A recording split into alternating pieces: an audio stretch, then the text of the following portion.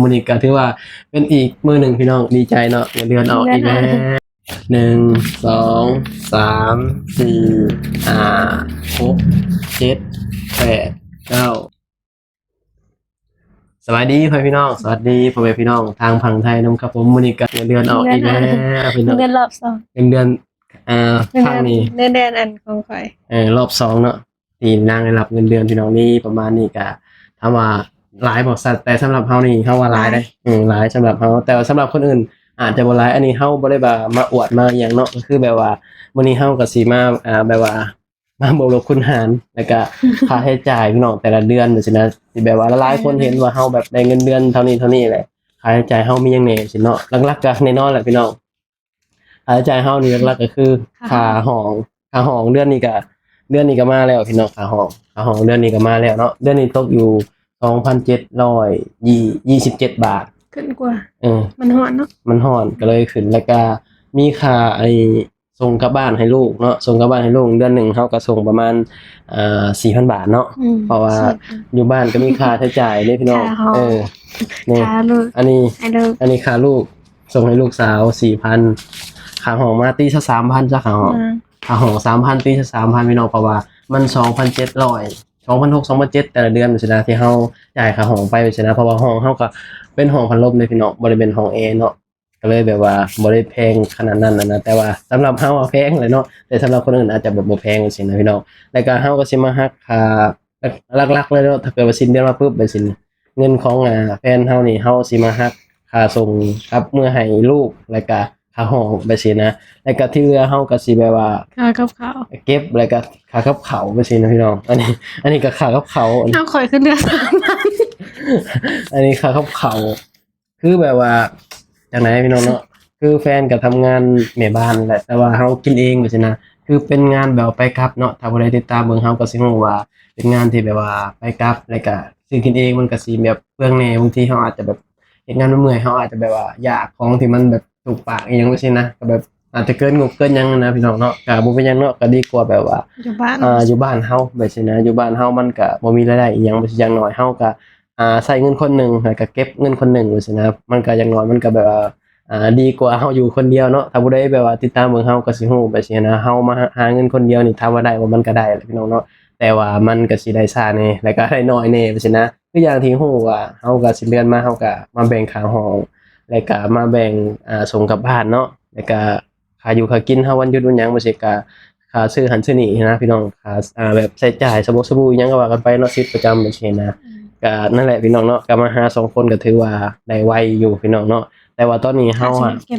ก็บปัจจุบันเต็มมันคือสิ มันเป็นได้บ่ได้เนาะเก็บสมมุติว่าออกมาเก็บทุกบาททุกสตางค์มันก็รู้แป๊บเดียวมันก็ได้เงินแสนแป๊บเดียวมันก็ได้เงินแสนแล้วแต่ว่าเฮาก็ต้องมีค่าใช้จ่ายเป็นธรรมดาเนาะค่าใช้จ่ายไปซี่นะ คำสมมุติว่าบ่อันนั้นมันก็ได้เก็บเป็นแบบหลัก10หลัก10มันก็สิรวยไว้นะ ก็สิมีเงินเก็บไว้แหละแบบอันนี้เฮาก็ต้องมีค่าใช้จ่ายส่งให้ลูกนำค่าห้องนำแบบ เป็น ซี่ ยัง นะ มากรุงเทพเป็น 2-3 เดือนยังบ่มีเงิน อันนี้ก็ยังบ่ถือว่าได้เก็บแบบว่าเต็มๆปานใดเด้พี่น้องเพราะว่าแฟนเฮาก็ยังสิได้กลับบ้านอยู่แล้วก็ทำบัตรก็ยังบ่แล้วเนาะตอนนี้จ่ายค่าบัตร MU เฮาจ่ายไปเท่าไหร่ครับ 7,000 กว่าแล้วเนาะที่เฮาจ่ายค่าบัตร MU ไปพี่น้องก็ยังอีกเท่าไหร่ก็ค่าบัตร MU 7 8 9 10 นี่1,000ไป ยังอีกเท่าไหร่ นี่1,000 กว่า ยังอีก1,000 กว่าบ่ยังอีก1,000 กว่าบาทประมาณ 2,000 นั่นแหละพี่น้องเนาะหลังจากที่เขาเรียกตัวเฮาเนาะบริษัททำบัตร MOU เรียกตัวเฮาแล้วก็เฮาก็สิไปเดินทางไปหนองคายเพื่อที่จะไปรับMOU แหละพี่น้องแล้วก็จ่ายอีกที่หนึงแล้วก็จบเลยเนาะจ่ายอีกประมาณ 2,000 แหละพี่น้องหลักๆก็ประมาณนั้นแหละก็จ่ายอีก 2,000 แล้วก็สิได้บัตรทำงานถูกต้องตามกฎหมายฉะนั้นแล้วก็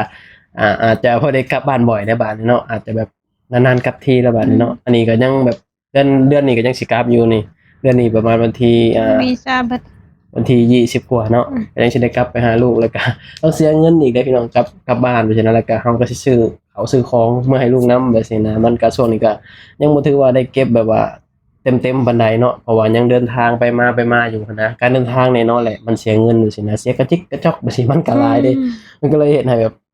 เก็บเงินยังบ่ทันแบบเต็มหนักเต็มหน่วยปานใดพี่น้องเนาะแต่ว่าก็ยังดีแบบว่าได้เก็บจังซี่นะเพราะว่าเฮาทำงาน2คนจังซี่นะคนเดียวก็คืออย่างที่รู้แหละคนเดียวนี่ โอกาสเก็บเงินได้น้อยพี่น้องแล้วก็ได้สายแฮงเนาะแบบบางเดือนแบบคิดเบิ่งสมมุติว่าคนเดียวเนาะเงินเดือน10,000กว่าบาทว่าซี่เนาะ13,000 14,000ซะตีคร่าวๆเนี่ยคือแบบค่าห้องค่าส่งให้ลูกว่าซี่ค่าอยู่ค่ากินนะพร้อมว่าซี่นะคนเดียวนี่คือแบบแทบจะเงินเก็บแบบได้เยอะแต่มันก็น้อยอะนะก็ถามว่ามันได้แหละมันแต่ว่ามันก็น้อยว่าซี่นะแต่ถ้ามาเฮามาหา2คนนี่มันก็ยังดีอย่างเงินเดือนแฟนเฮาก็สิแบบเอาไว้แบบค่าใช้จ่ายนู่นนี่นั่นค่าห้องค่าส่งกลับบ้านแล้วก็ให้ลูกให้หยังเนาะ